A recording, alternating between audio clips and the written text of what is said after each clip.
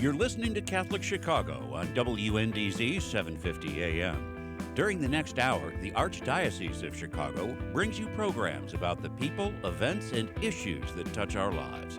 Welcome to Catholic Chicago.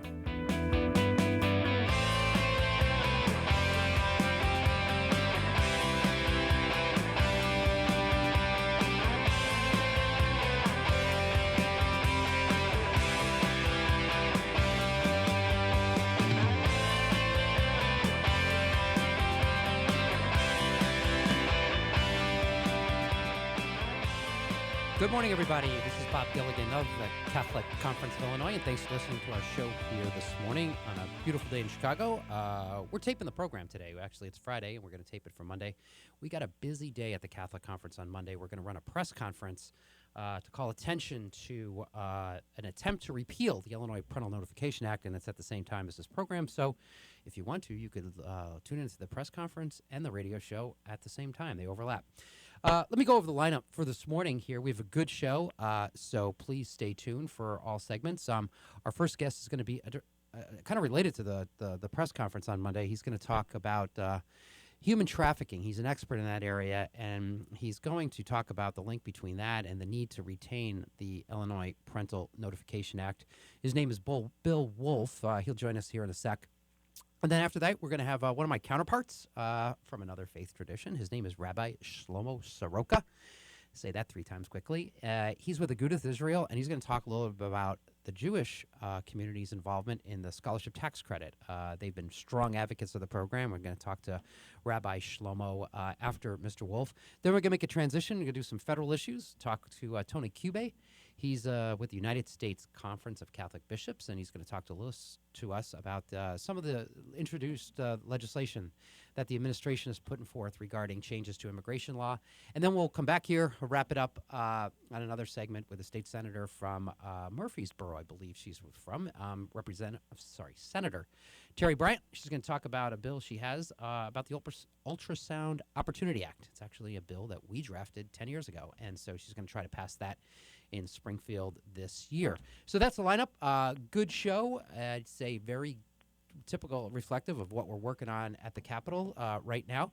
So without further ado, let's do this. Let's bring in Mr. Bill Woolf. He is got a resume that can go a mile long. He's an expert on human trafficking. He was or still is with the U.S. Department of Justice. He was a special advisor for human trafficking. He's worked in the Office of Justice Programs. His experience is long and detailed, and he was also, I think, started his career as a police officer. So he kind of started sort of on the ground and experienced some things that were fairly tragic, and so we want to talk with him about those experiences and others. Mr. Bill, are you with us? Yes, sir. Good morning. Hey, good morning. It's good to talk with you again. Thanks for taking some time this morning. I was just trying to read off some of your resume, but I think I stopped halfway through. It's kind of a lot. So, just tell us a little bit about your experience. As we talked on the phone the other day, so Illinois is facing an effort to repeal our parental notification law. That law is in effect, and it requires that an adult family member be notified 48 hours before an abortion proceeding. And we would advocate that the law is a good law, but I think you approach this, it's a parents' rights issue, definitely. But there's also an aspect of this that relates to some of your experiences with human trafficking. Tell us a little bit about some of the things that you saw while you were working, not only at the White House, but when you were an officer in, I think it was Fairfax, Virginia. Yes, sir. So, my background is, in fact, law enforcement, sort of thrust into this world of human trafficking, unbeknownst to me, while working gangs. And one of the things that I learned very quickly is certainly the prevalence of human trafficking all across the United States, and as the gangs are involved as well. And Illinois, Chicago in particular, has its fair share of gangs, and certainly involved in this issue of human trafficking.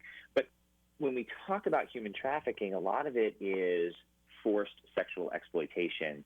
And as a result of that, many times victims become pregnant. It could be from their trafficker. It could be from, shall we call them clients. that are, exploiting them. And the traffickers, because they like to maintain so much control over these individuals, will oftentimes force them to engage in abortion. In fact, one of my victims that I was able to work with, a survivor of trafficking, was forced to have 8 abortions over the course of 12 months. Wow. If you could really think about the trauma associated with that. Yeah. And so, we relate that to the number of victims that are actually minors, and thinking about how so often these victims are just not identified by frontline professionals, by parents, by other folks. I think one of the most shocking statistics is that I think it's somewhere around 90% of minor victims of trafficking are actually living in their own homes and sleeping in their own beds and attending school, at least when we were back in school, every day. And yet parents are missing it. And so really sort of tying all of this together through parental notification for abortion procedures, it really gives an opportunity for parents to recognize that something is going on in their child's life, that level of exploitation that may be occurring, and allows them the opportunity to intervene. That's an excellent synopsis of the challenge at hand here. The other day when we were talking, you told a story, and I was telling my wife this, and I've told probably 5 people this story. I think you kind of relayed a situation where you, I think you started touching on that point, is that you had knocked on the door of some parents and unfortunately had to break some really heartbreaking news to them about what was going on with their very own child. Yeah, that was certainly a very difficult part of my career as a law enforcement officer, was having to do those notifications to parents and letting them know. It's certainly not easy. But I think to your point is, one of the most shocking things is when I would knock on the door, the biggest challenge was just convincing the parent that I knew what I was talking about, because so many parents, they don't want to believe that their child could be caught up in something like that. And again, it's all about that notification. Parents can't respond if they don't know. And so if a child was being forced to have an abortion by a trafficker, and there's no parental notification that goes into that, we're just then complicit in the cycle of exploitation.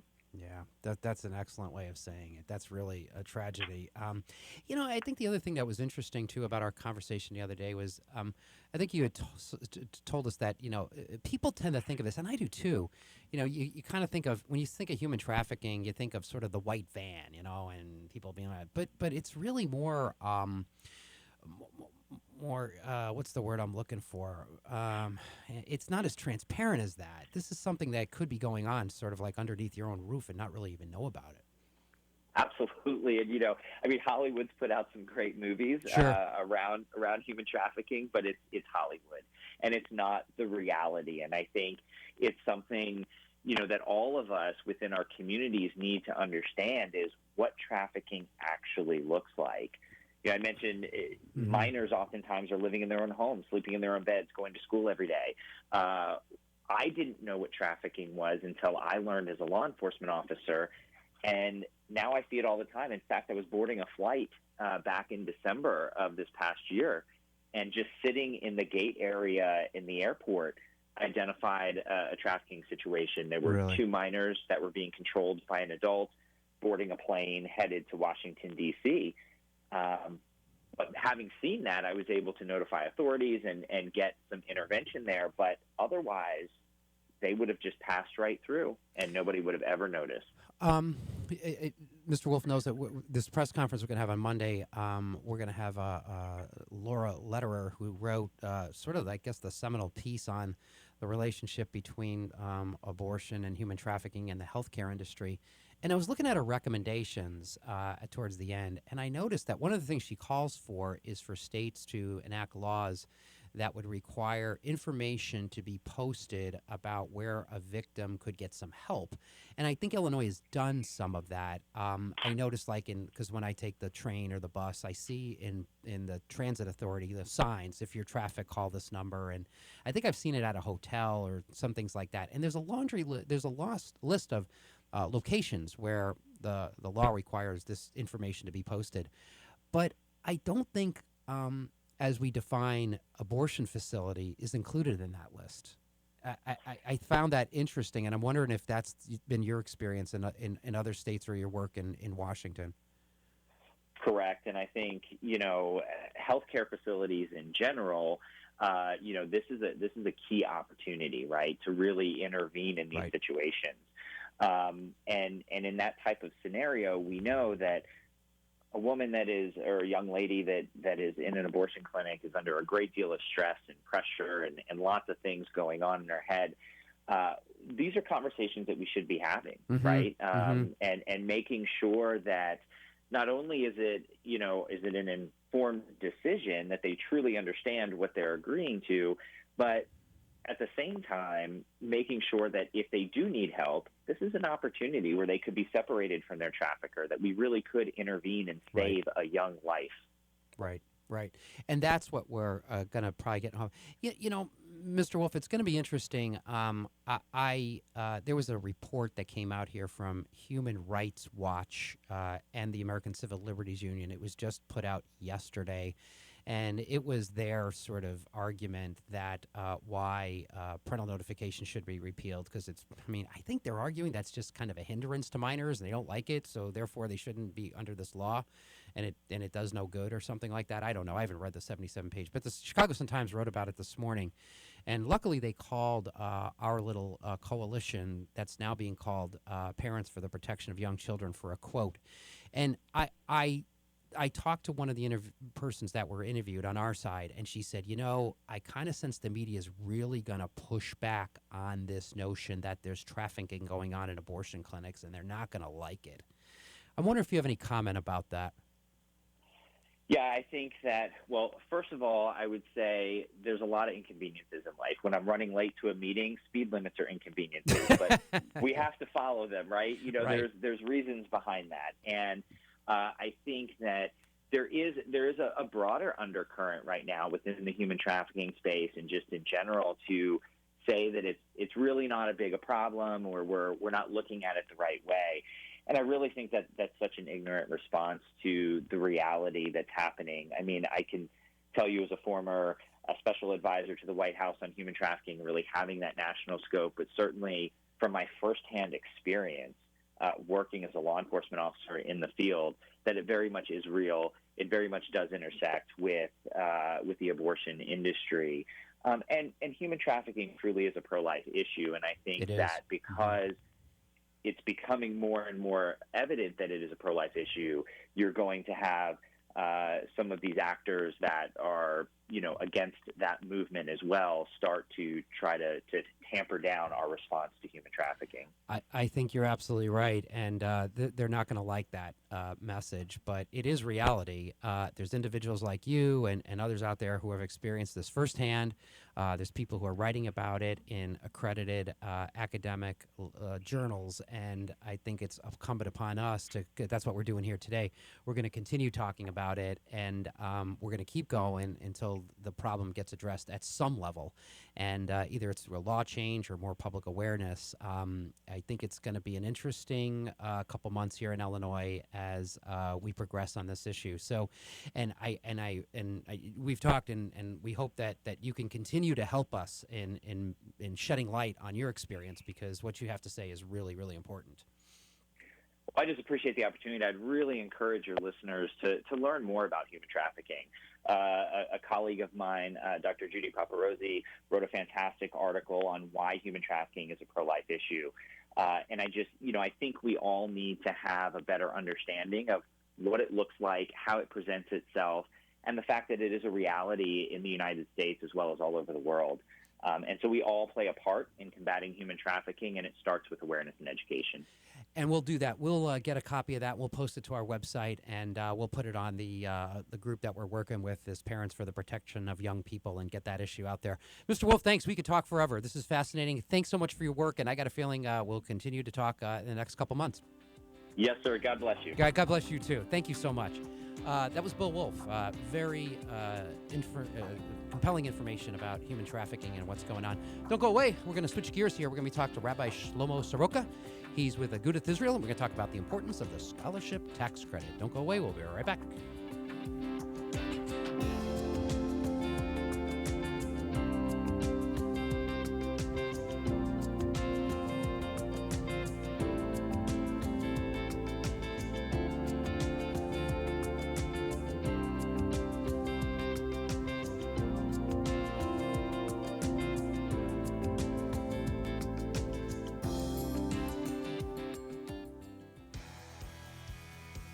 Caring adults make all the difference in the lives of adolescents. Catholic Charities understands this, and our mentorship program provides a free opportunity for youth living in Lake County to spend time, virtually, with volunteers who genuinely care about them. This program is ideal for youths age 9 to 12 who may need support navigating the challenges of childhood and early adolescence. Our amazing volunteers serve as friends and role models who help youth recognize their strengths and empower them to reach their full potential. Catholic Charities conducts a thorough background check on every volunteer, and our program coordinator closely monitors and supports each relationship. Mentoring is a fun after-school program that is totally different from remote learning. Virtual group sessions help youth enjoy fun activities with their peers, too. We're connecting youth with great role models. Join us today. To learn more, call 312-937-3375. That's 312-937-3375.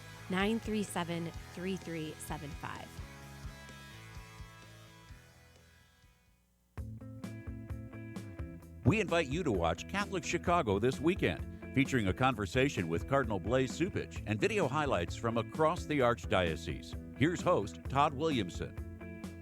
The effort to get vaccinated, why the Church is helping to spread the word. We'll go inside the classroom as a national study shows how Chicago's Catholic schools are keeping students on track during the pandemic. And too many people are going hungry. We'll visit a food pantry where Catholics are working to meet that need. Watch Catholic Chicago Friday at 7 p.m. on Chicago Loop Cable, Channel 25, and Sunday afternoon at 3 on the Comcast Network, Channel 100.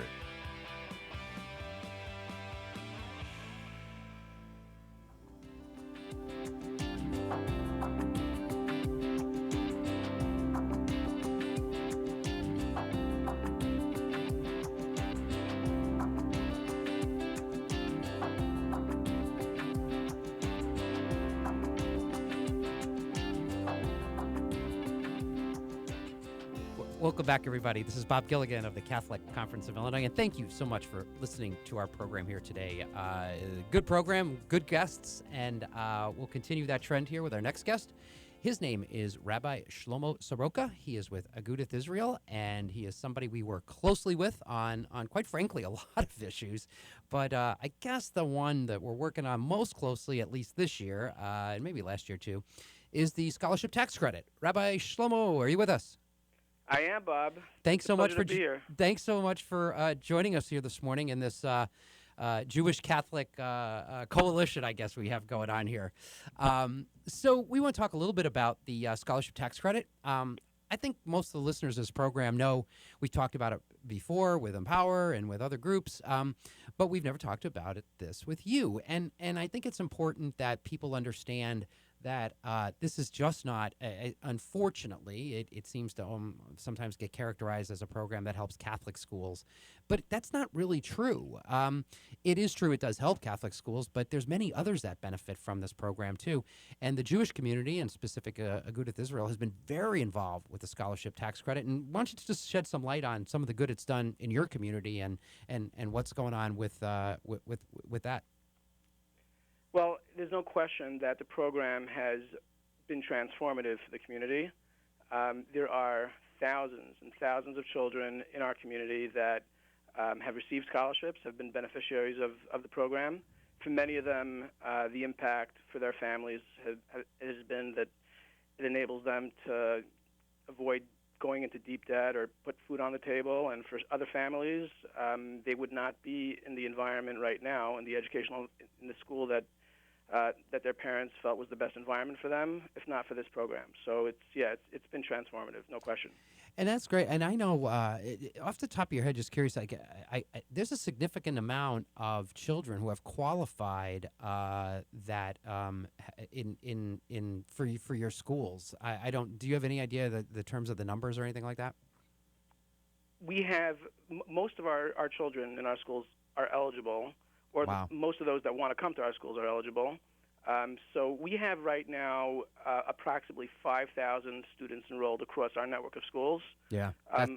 Well more than 50% are eligible for the program. It's probably close to three-quarters. So, yeah, I mean, the demand still far outstrips the supply. But for those that have been able to take advantage, it's been a game changer. Yeah, and I think that's an important point to underscore is sometimes people have misconceptions of this program, but as Rabbi Soroka was just indicating, that the number of people that are applying and can't take advantage of the scholarship far exceeds the amount of money that we're able to raise. So I think that the message is important in two levels. Number one, the program is clearly valued and people want it. And secondly, we need more donors to the program. So we encourage people always to donate more. So let's talk a little bit about the governor and his actions and the budget and that kind of thing. And why don't you just, the governor made his announcement the other day that he wants to reduce the credit amount from the existing 75% for a donor down to 40%. And he made some other changes with allowing for a federal deduction. That's kind of in the weeds a little bit. But why don't you tell us a little bit about the potential impact, if that recommendation holds, could have on the program for not only you, but for everybody? I think it would be devastating. The math over there is a little fuzzy. I'm not sure who came up with those numbers, but reducing the credit to 40% and allowing for a federal deduction would reduce the potential for donors to recoup anywhere near 75% to a much lower number, depending on what tax bracket they're in. Right. It would essentially kill the program. So it wouldn't just reduce it by, a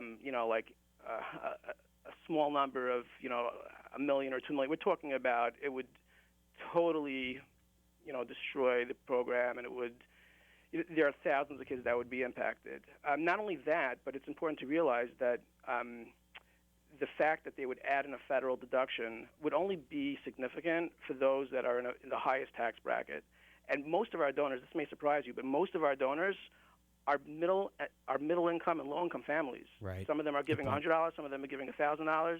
But if they're not itemizing their contributions, their charitable contributions, because they take a standard deduction. Yep. Or if they are, it's not like 37%. We're talking about 12% or whatever it is. So really, this proposal is hurting not only the kids that want to go to school, but it's also hurting the low-income and middle-income people that want to be charitable. Yeah. I think you're hitting on something that can't be reiterated enough.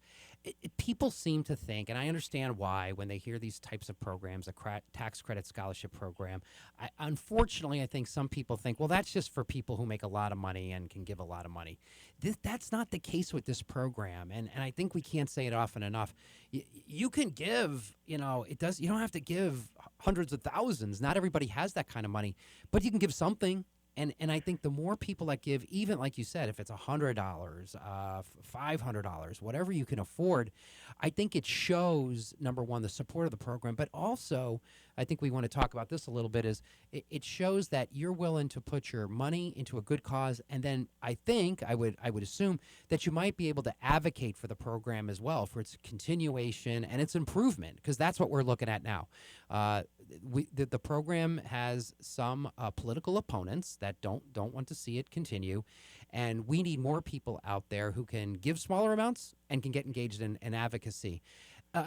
The Jewish community, Aguduth-Israel, has done an excellent job of motivating and providing small a coalition of people to advocate for the program. I know you've talked about doing some Zoom calls with legislators. Tell us a little bit about kind of how you've been trying to get the attention of lawmakers to support the program.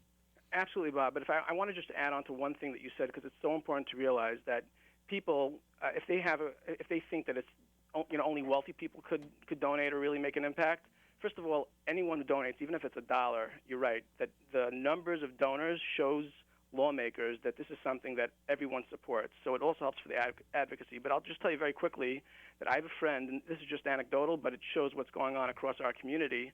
He's not a wealthy guy. He barely makes ends meet, but he's been adjusting his withholdings every month, and sometimes people don't have the cash. He was able to donate $2,000, which covered his entire tax liability for the year, because every month he was adjusting. And he didn't feel the pinch because his paycheck remained the same. Right. Just important to remember. Now, in terms of what we're doing with lawmakers, yes, we've been arranging, I know that they've done across the Catholic schools, action alerts and encouraging people to send letters. And we've had many, many letters and phone calls go to lawmakers' offices, and they feel it, they hear it. We've also arranged for town halls, with different lawmakers in different districts. And every year we have a mission to Springfield, which this year we're planning to do that virtually. But we want to use that forum to engage lawmakers again and really hammer home what's important. And I think there's another point that sometimes may get overlooked is getting the community leadership involved, whether it's the school leaders or other lay leaders in the community that have high-level connections, for them to use those connections and use opportunities where they may come into contact with the governor or other people. I mean, just this weekend, I know that there was a conversation with someone very close to the governor trying to explain, what this means for families, and it was eye-opening, I think, for this person who will convey that to the governor. The more the governor hears this, and the more lawmakers hear these things, the greater chance it'll have an impact. And we have seen opponents of the program really adjust their positions once they learn more about it. You have a very good story about that. I mean, some of the lawmakers in the areas where there's a lot of Jewish households have been very engaged, and I think you've actually been able to move some people from, I would characterize it as fairly strongly opposed to now fairly strongly supportive.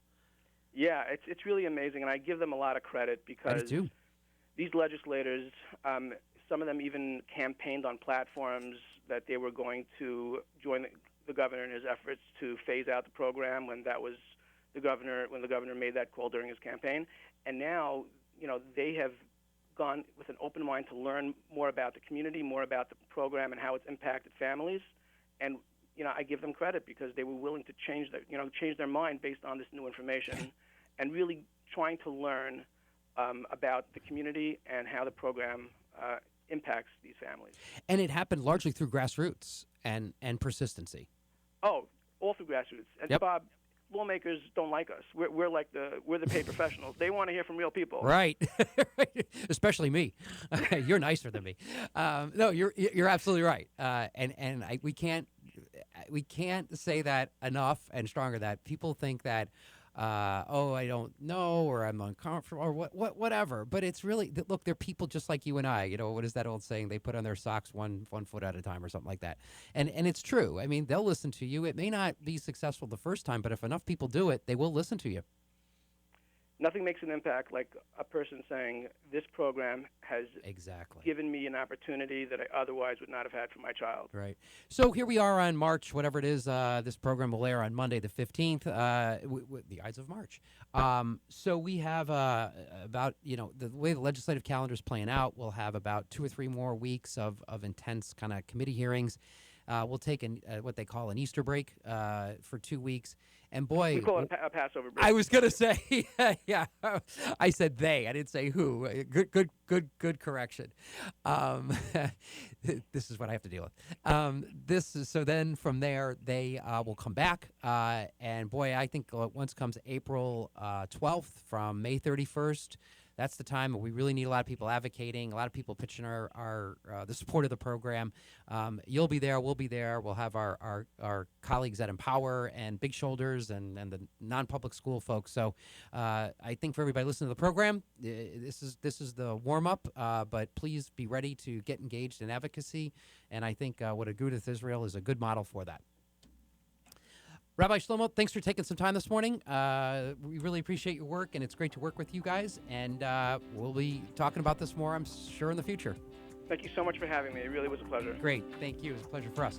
Don't go, everybody. We're going to take a quick pivot to some federal issues. We're going to talk to Tony Cube of the United States Conference of Catholic Bishops. When we come back, he's going to talk a little bit about the president's actions on immigration reform. This is Bob Gilligan of the Catholic Conference. We'll be right back.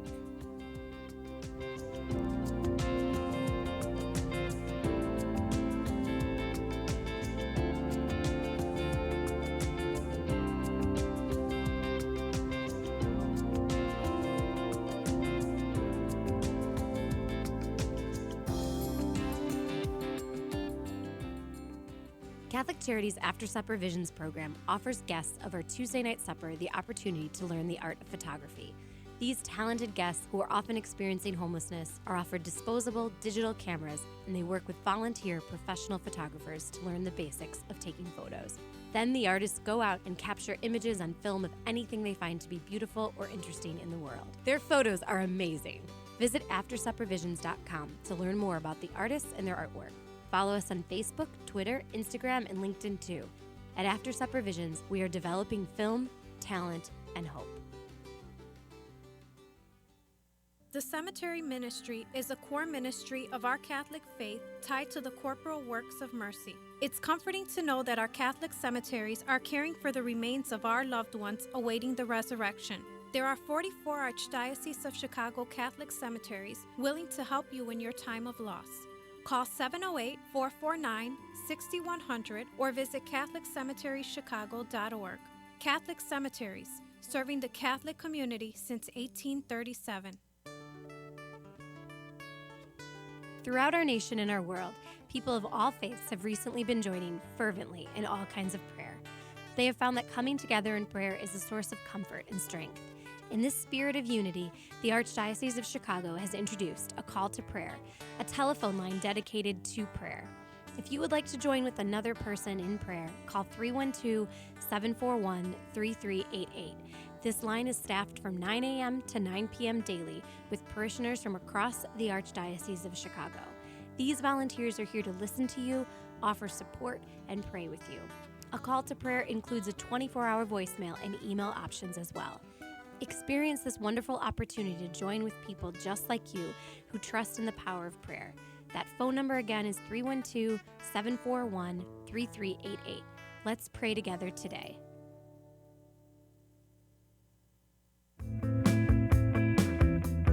You're listening to Catholic Chicago on WNDZ 750 AM. Every Monday through Friday from 8 a.m. to 9 a.m., the Archdiocese of Chicago presents programming about the people, events, and issues that touch our lives. Thanks for letting us be part of your morning. Now again, Catholic Chicago.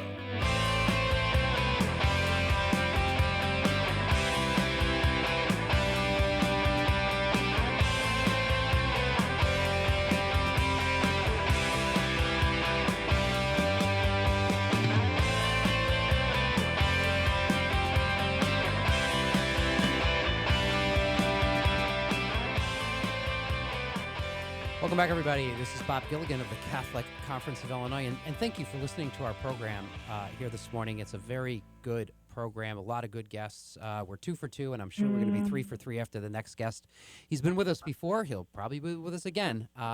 His name is Tony Kube. He is with the United States Conference of Catholic Bishops. He's with the Justice for Immigrants Initiative. And what we want to talk a little bit about is what President Biden has put forth regarding his proposed changes to immigration and immigration law. Tony, you with us? Hi, Bob. Thank you for having me again on your show this morning. Great. Thank you so much for joining us. I get from Mary kind of show notes in terms of, some ideas to talk about. And Tony, I have I got like 5 pages of stuff here. So we're going to plow right through this. So let's let you do this. And it's there's a lot of proposed changes is what my point is. Tell us a little bit about what President Biden is proposing for the immigrants. These issues have been with us before, but there's some new wrinkles with them. Tell us about the major highlights. Sure, and this is gonna. I hope it doesn't make people's heads spin, Bob. Yeah, it's a lot, right? There are a lot of wrinkles. Yeah. When President Biden took office, let's see, that first day, there was an initiative that was called it's the U.S. Citizenship Act of 2021, and it's a comprehensive immigration reform bill that is pretty thorough in what it aims to do as far as legalizing just about every undocumented person in the United States. I mean, there's going to be a few 100,000 people who are going to be left out, unfortunately, with that proposal. But that is moving along. those two bills have actually been introduced. The companion bills have been introduced in the House and Senate, and there's probably going to be action on those. The regular legislative action, where there's committee hearings, committee markups, and then floor action. But that's going to be down the road. Okay. What's most pressing right now, Bob, are two bills in the House that have passed the House last year. Okay. Under current House rules, any bills that passed the House last year can be brought up again this year, bypassing the committee process. Oh wow! So they would go straight to the floor for votes, right? And so those were House rules that were enacted for this Congress. Oh, okay. I wasn't aware of that. Huh. Yeah. Okay. So there are some limitations, however, with how those bills can move. There's a time limit, first of all, on when those bills can move. And what we're talking about here are two bills, again, that passed the House last year. The first is the Dream and Promise Act, H.R. 6. And then the other one is the Farm Workforce Modernization Act. And I believe that's 5018. I can get back to you with a correct number. Now, those bills are expected to get votes, are expected to be voted on in the House next week, actually, on the 15th. Okay. Because That's Monday. Because they need to move out of the House before the end of March. Okay. Now, after next week, the House goes into recess. So the only opportunity to pass it before the House goes into recess is next week, because they don't return from recess until April. Right. Okay. The Speaker has been whipping votes, and they think they have the votes for both those bills. Okay, and what's important is that if those bills pass, then it provides momentum in the Senate for the Dream Act. Now, that was introduced by Senator Durbin, you're a great senator in Illinois, and Senator Graham, who are the co-sponsors. With movement of immigration reform bills in the House, and then the Dream Act in the Senate, and there's a good chance that it will get moved out of the Dream Act will get moved out of the Senate Judiciary Committee onto the floor. The possibility exists that you will have two complementary bills in each chamber of Congress that would legalize,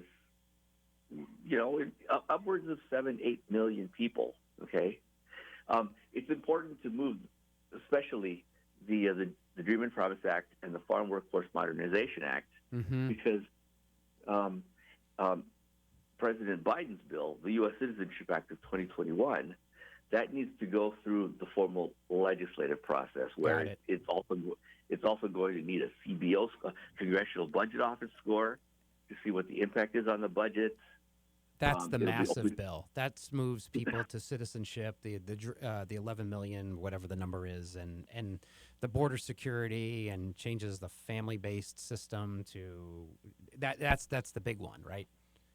That is the big one, and that addresses that's root got causes. A lot of So Tony, it seems got like a lot of pieces to it. Yeah, it seems like then, and this is the way we do things. Is it looks like trying to get what is the relatively easiest bills to pass first, and that would be the Dream and Promise Act, that H.R. 5, and the Farm Workforce Protection Act. That looks like there's some focus on that, and then after that would come the movement for legalizing the 11 million and the bigger package. Is that kind of what you're saying? Yes. Yeah. Correct. Okay. Got it. So what's the prognosis in the Senate with the Dream Act then? And so the Dream Act is, so people recall, that's for people who were brought here at a young age, who were never, quote unquote, officially citizens, but for all intents and purposes, because they were brought here at a young age, grew up, went to school here, and now have, gosh, I mean, it could be, they could be 30, 40 years old, right? So for all intents and purposes, they're kind of in this legal limbo. They speak English, they've educated here, they're Americans for all intents and purposes, except for they just were brought here at a young age. So that's the one that you're talking about, the DREAM Act, correct? Yes, correct. Yeah. And, you asked about the prognosis. Yeah, that's right, in the Senate. Yeah. There's a very good chance, because Democrats control the Senate, that it will move out of the Senate Judiciary Committee. What happens on the floor now? Yeah. That's a little bit dicey because of the 50-50 split in the Senate. Right.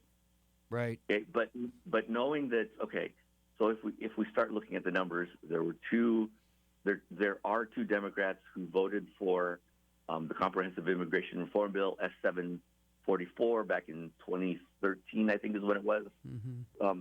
Two Republicans in the Senate are still there who voted for that. There are 3 or 4 more who are retiring. Okay. Republicans, yeah. And they don't need to defend a tough vote on immigration.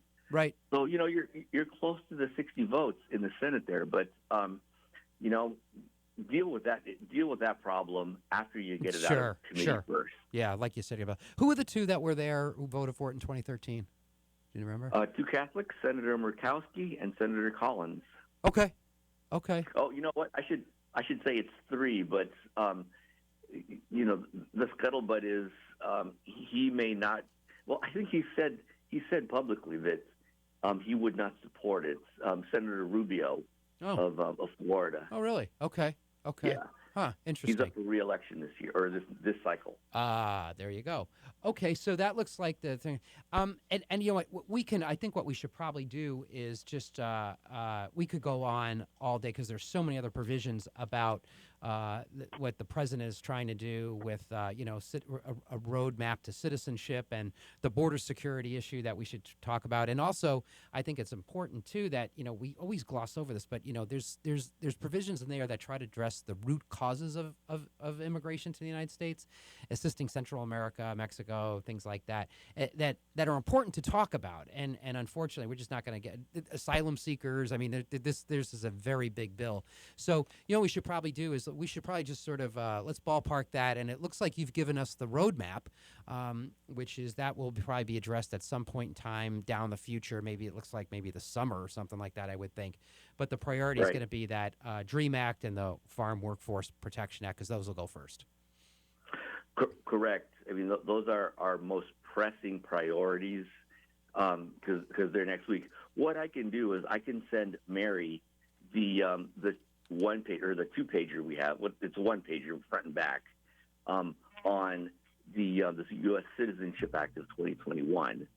So you can see it, and then you can go over it with your listeners. Yep.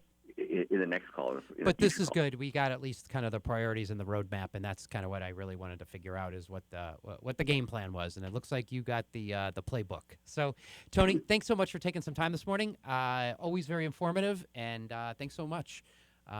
See you soon, Bob. Great. I hope too. Believe me. This is Bob Gilligan with the Catholic Conference. Don't go away. We have a very interesting guest coming up to conclude our program. We're going to come back here to Illinois. We're going to talk about the Ultrasound Opportunity Act. That is being introduced by State Senator Terry Bryant. She's from Murfreesboro. We'll be right back.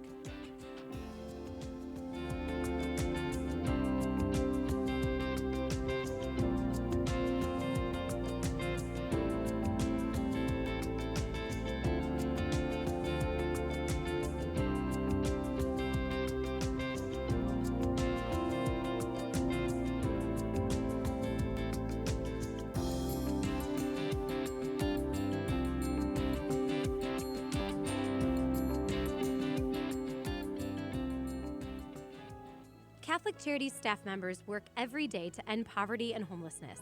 We do this on a one-to-one basis with anyone who asks for help. We also work with organizations who study these issues across our city, state, and nation. The Wilson Sheehan Lab for Economic Opportunities, or LEO, at the University of Notre Dame is one of these research centers. Through our partnership with LEO, Catholic Charities has gained valuable insights into scientific evaluation methods, that determine the most effective interventions to help people avoid poverty and homelessness. Along with our experience and compassion, trusted research is helping Catholic Charities offer hope and so much more to anyone in need. For more information, visit CatholicCharities.net.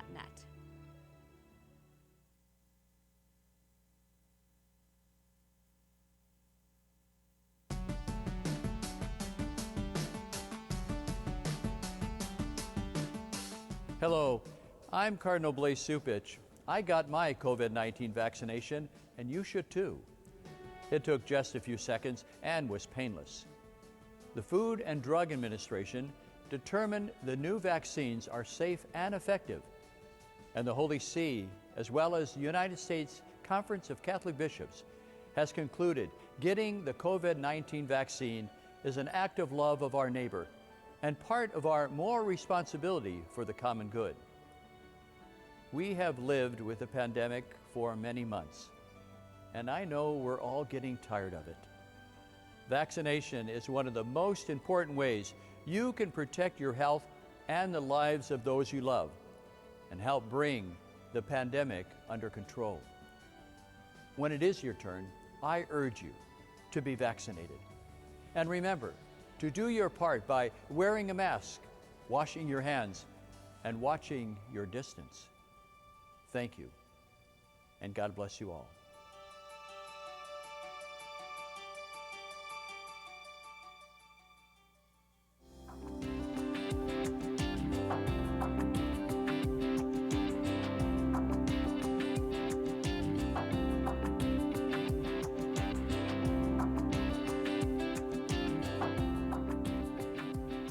Welcome back, everybody. This is Bob Gilligan of the Catholic Conference, and thanks so much for listening to our program here this morning. We have, at the conclusion of the program, a very interesting guest with a very good bill.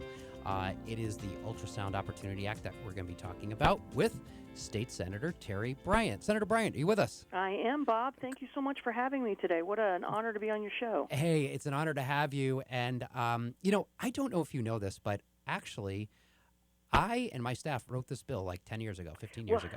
I did not know that. See?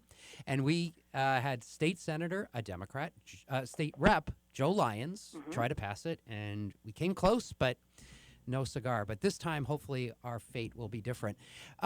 Senator Bryant, tell us a little about what the bill does and what led you to introduce it. Well, I actually introduced it last year in the House. It was brought to me by Illinois Right to Life. Through Ralph Rivera. Good man. And, he is awesome. He's works a great very guy. hard he does. For life and many other issues that are important to those of us who are believers. Ralph's going right to heaven. Yeah, I believe so. Ralph brought it to me and said, he knew of, I'm pro-life without exception, and Ralph knew that, and he knows how hard I work my bills and how important this issue is for me personally, and asked if I would carry it. So, of course, I was very happy to carry the bill. We didn't, last year because everything was just, so compressed over COVID. We didn't get a chance to run it. I'm on the Health Committee this year, so I'm going to be hope, of course, that we can at least get a hearing on the issue. Sometimes, as you know, since you've been trying to do this for 10 years, it's an uphill battle. Yeah.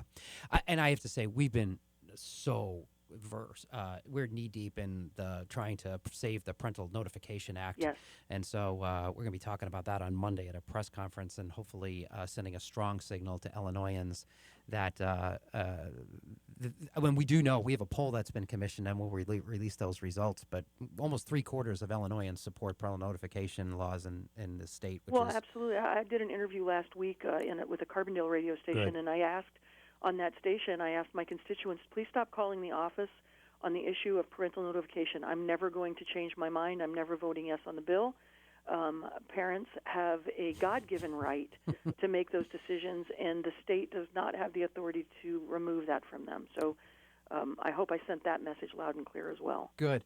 Going back to the Ultrasound Opportunity Act, it's fascinating. I'm actually personally on the board of a crisis pregnancy center up here in Chicago, and I know you have them down in Murfreesboro in Southern Illinois. And I'd be curious to know if you've talked to any of those individuals down there just to see like how powerful an ultrasound can be.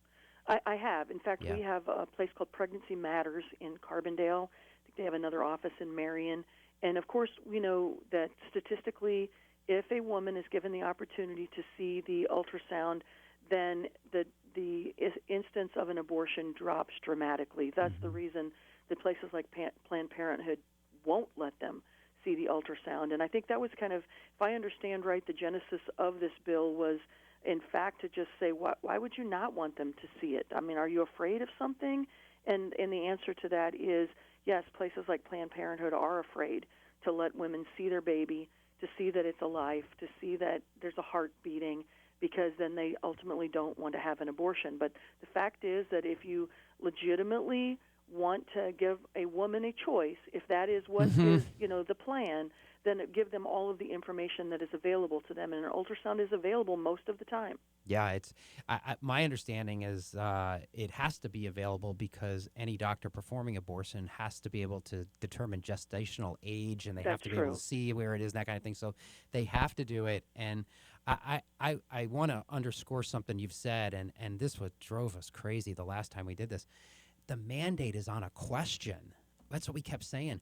The bill, all your bill is, if I understand it right, if it's the same one, is that the doctor has to ask a woman if she wants to see it. Exactly. That's all. Just offering them the opportunity to see it, because, as I said, we're finding that in the Planned Parenthood clinics, they won't let them see them. So why? Why are you trying to keep this from them? My sister is an RN, and my daughter is an RN. My sister's job, at one point, they allowed her to go in and volunteer 2 days a week to actually do the ultrasounds at a Right to Life clinic in Tennessee. And she told me of how many instances once a woman saw her baby, she no longer wanted to abort that baby. So just give them the opportunity to see it. Right. Right? If they still choose, then that's a whole different conversation. That's right. But at this point, our conversation is give them the right to see it. It's a little bit like, why do the clinics not have to be inspected in the same way that, say, an urgent care center has to be inspected? Right. Why are they treated differently? Well, they're treated differently because we know what goes on in those clinics, and they don't want the outside world to know. I think, Senator, that I think we're onto something here, because the truth is on our side, and as you well know, I'm preaching to the choir here. The truth will get out eventually, and just enough people will do it. It's just going to take time, and it's going to drive a lot of us crazy, but we're never going to give up. And we're just talking about the truth. We're not. These are facts. And the other thing that we've uncovered recently is that through this work we're doing on parental notification, that from our information is that abortion clinics are not listed under the entities that would be mandated to display information about assistance if you're being trafficked and human trafficking. You maybe recall we passed that law a couple of years ago where we said, it has to be in motels, hotels, and when I take the CTA, it's on that. But they're not listed in that. So, I mean, these are the things that kind of go on. Nail salons. There you go. They have to be listed in nail salons. Right. Right. That's where we're at. Right. I'm so glad that you're going to take us up. Is there any hope? Because I know we have some new leadership in the Senate and the House, both on the Republican and the Democratic side, for that matter. But in terms of the new Speaker Welsh, I know you're not in the House anymore, but in the Senate, Senator Harman is still new. There seems to be more of at least a hope to hear more bills from the minority, or at least that appearance. Is there any hope out there that they will grant you a hearing on this? Because I think that's all you're asking for the time being. I am. Is the politics of it are tough. I'll be working with Senator Julie Morrison, is the chairman of the Health Committee. I think that's where this should be heard, and I'm going to take the high road on whether or not more minority bills will be heard. In that, I think it was either 9 or 10 bills that were run on Wednesday in the Senate, and the very first bill that was heard on the Senate floor was a Republican bill. Yeah. So, I would like to believe that President Harman is a man of his word. He says that, most of these are going to be able to have a hearing, and I'll be working to get some Democrat sponsors on the bill, and maybe if we can get enough Democrat sponsors, we'll be able to get a hearing. That would be fantastic. Yes. And I think at this stage, just get the arguments out there on their side and as well as our side. And then I think the hope we have is the politics of these bills are difficult for us today. But a fair hearing, and if the press writes down what is said accurately, I think we can start changing hearts and minds. I really am optimistic about that because these types of bills, parental notification, a mandate to see an ultrasound, they poll extremely well because everybody at a surface level thinks, well, geez, if you have to do the ultrasound anyway, why do you hide? Can you name a product that you pay for yet you don't get to see a part of it? Right, as an ultrasound, exactly I can't think of anything. You know, and people always ask me what can be done to make things better in Illinois government, and I think this would also fall under that same category, and that is expose what is wrong. When you expose things, we're reasonable people, and generally, if a reasonable person is given all the facts, in the end, they'll make a good decision. That's right. You know, and let's be real too. That as believers, when you expose evil, when that which is dark comes into the light, it's no longer darkness. That's right. So yeah, and I think what we're going to go through for a little while is it's going to be a bumpy road because they're going to lash out. They're not going to like the truth, but that's right. That's okay. That's okay. Thick skin rather, and we'll keep forging through. And nobody said this was going to be easy. As here we are in Lent, we know what it is to take up a cross. So right. That's we're right. reminding of that all the time. Senator Bryant, thanks so much for taking some time and explaining the bill.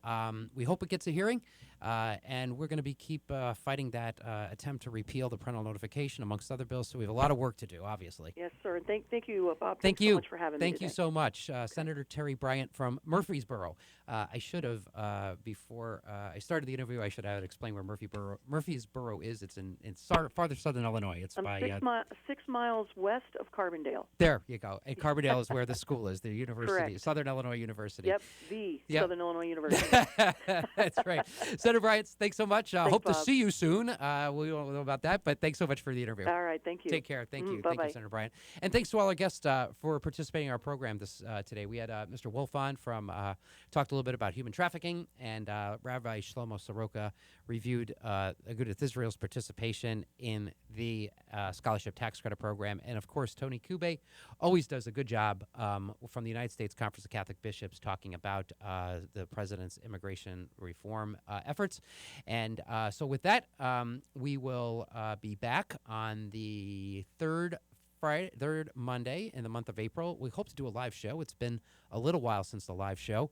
And maybe by that point in time, we'll be back to normal in Springfield. Right now, people are still not really the lawmakers can go into the building, staff can go into the building, but lobbyists are not yet allowed in the building. There's been talk of changing that. We'll see where that is. My guess is that probably won't occur till after the Easter break. And so, as I indicated in one of the interviews earlier, we have about 3 weeks left for committee hearings. We'll take a 2-week break around Easter, or as Rabbi Shlomo Soroka corrected me, Passover. And then I think what's going to happen this session, we're going to hit it hard from Monday. That's the 12th of April through the conclusion of the session on May 31st. Those are going to be some long days. Thanks, everybody, for listening. Good program today. And once again, thanks to all our guests. We'll be back, as I said, on the third Monday in April. And we look forward to hearing, to you listening again. Thanks, everybody. Have a good day. Join us every Monday through Friday at this time for Catholic Chicago. You can stream our programs live or listen to past programs by visiting our website, archchicago.org, and clicking on Radio TV. And please connect with Catholic Chicago on social media.